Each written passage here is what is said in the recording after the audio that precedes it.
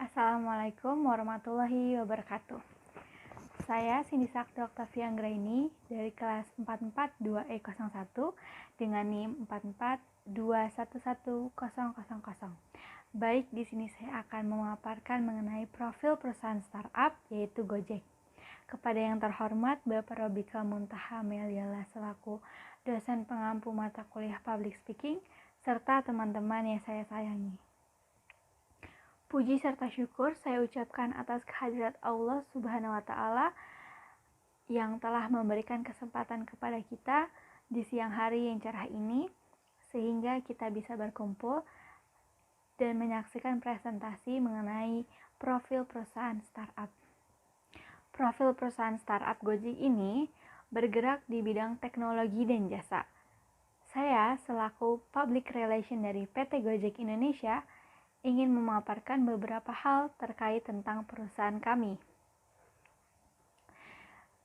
Di zaman yang semakin modern ini, memudahkan kita untuk melakukan baik pekerjaan, berbelanja, maupun bepergian. Cocok sekali dengan perusahaan kami yang bergerak di bidang teknologi dan jasa. Selanjutnya, saya akan memaparkan mengenai sejarah dari PT Gojek Indonesia. Pada tahun 2010, PT Gojek Indonesia memulai usaha di bidang angkutan untuk melayani melalui jasa ojek di Jakarta dan didirikan oleh Nadiem Makarim. Ide mendirikan Gojek ini sendiri dari pengalaman pribadi Nadiem saat menggunakan transportasi ojek yang hampir setiap harinya ia berpergian ke tempat kerjanya dengan menggunakan ojek dan menembus kemacetan di Jakarta. Pada saat itu, Nadiem Makarim masih bekerja sebagai CEO, founder, dan manajer direktur Zalora Indonesia dan Chief Innovation Office Kartuku. Sebagai seseorang yang sering menggunakan transportasi ojek, Nadiem melihat sebagian besar waktu dihabiskan oleh pengemudi ojek hanya sekedar mangkal dan menunggu datangnya penumpang. Selain itu, mencari ojek pun saat itu sangat sulit, seperti mencari jarum di dalam tumpukan jerami. Sedangkan Nadiem sendiri menginginkan adanya ojek yang bisa ada di setiap saat ia butuhkan. Oleh karena itu, Nadiem melihat adanya sebuah peluang untuk membuat layanan yang dapat menghubungkan antara penumpang dengan pengemudi ojek. Selanjutnya, pada tanggal 13 Oktober 2010, Gojek resmi berdiri dan memiliki 20 orang pengemudi. Saat itu Gojek masih mengandalkan call center untuk menghubungkan pengemudi dengan penumpangnya. Selanjutnya pada tahun 2014, Nadiem mendapatkan banyak tawaran investasi. Dan pada tanggal 7 Januari 2015, Gojek meluncurkan sebuah aplikasi yang berbasis Android dan iOS untuk menggantikan sistem pemesanan. Pertama kalinya Gojek mendapatkan dana dari NSI Ventures pada bulan Juni 2015. Dengan dana yang tidak bisa dipublikasikan. Pada bulan Agustus 2016, Gojek mengumumkan mendapatkan dana dari KKR, Warburg, Pincus, Farallon Capital, dan beberapa investor lainnya. Dengan adanya dana tersebut, Gojek resmi berstatus sebagai ikon pertama di Indonesia. Salah satu startup dengan penghasilan lebih dari 1 miliar. Selanjutnya pada tahun 2018, bulan Januari, Gojek mendapatkan suntikan dana dari Google, dan pada bulan Februari, Gojek mendapatkan suntikan dana dari Astra International.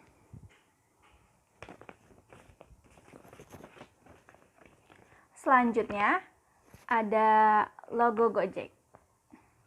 Pada tanggal 22 Juli 2019, Gojek meluncurkan logo baru yang dijuluki Solve, yaitu nama Solve sendiri diambil dari kata bahasa Inggris solve yang berarti memecah masalah.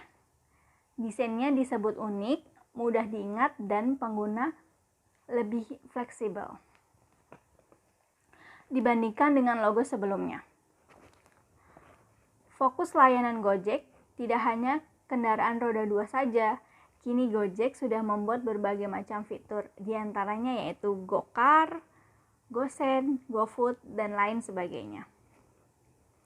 Logo Gojek dulu hanya sebuah logo icon sinyal pada helm yang dimana itu kurang memberi semangat, dan pada saat itu Gojek belum berkembang seperti sekarang.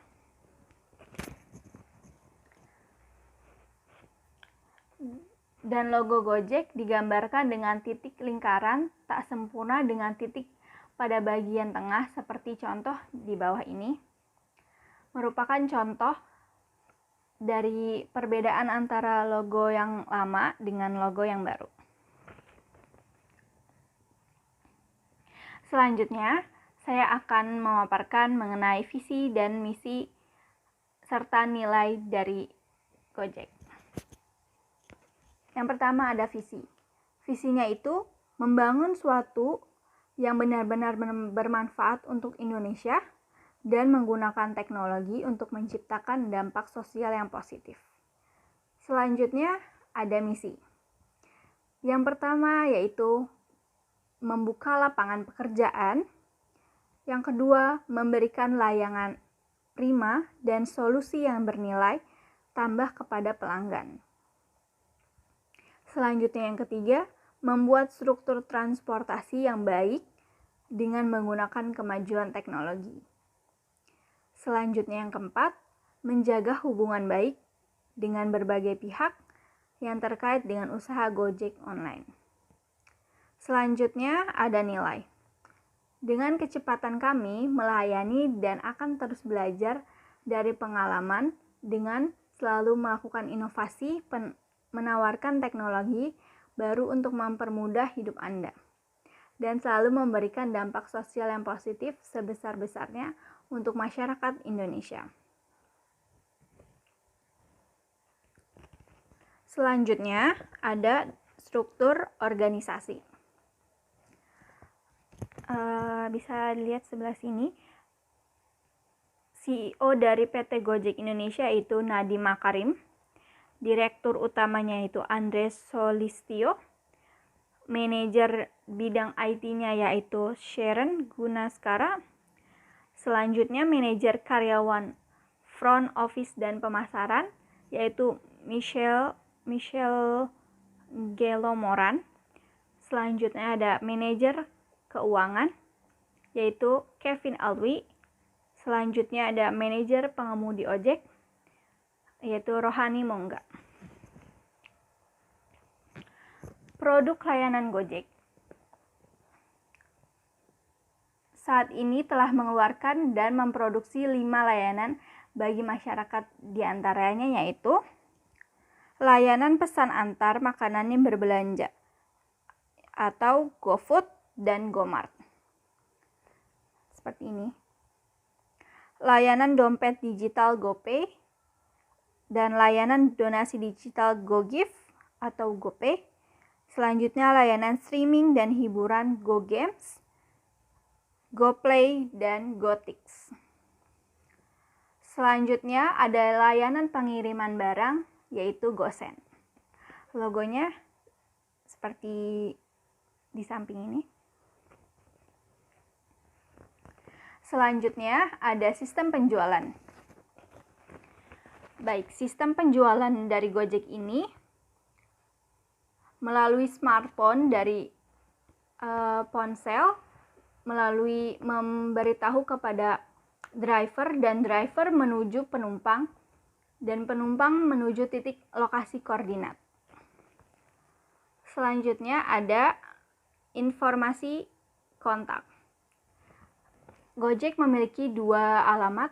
Ya, yang pertama itu alamat kantor pusatnya di Pasaraya Blok M, Gedung B, lantai 6, Jalan Iskandar Syah 2, nomor 7, RT 3, RW 1, Melawai, Kecamatan Kebayoran Baru, Kota Jakarta Selatan, Daerah Khusus Ibu Kota Jakarta, dengan nomor telepon 021 50 84 9000. Sedangkan alamat kantor pendaftaran atau pengaduan yang berada di Jalan Cilandak, KKO, nomor 5, Jakarta Selatan, tepatnya di depan Balai Prajurit Marinir Indonesia. Dan kantor pengaduannya berada di Jalan Kemang Timur, nomor 21, Jakarta Selatan. Sekian dari presentasi saya.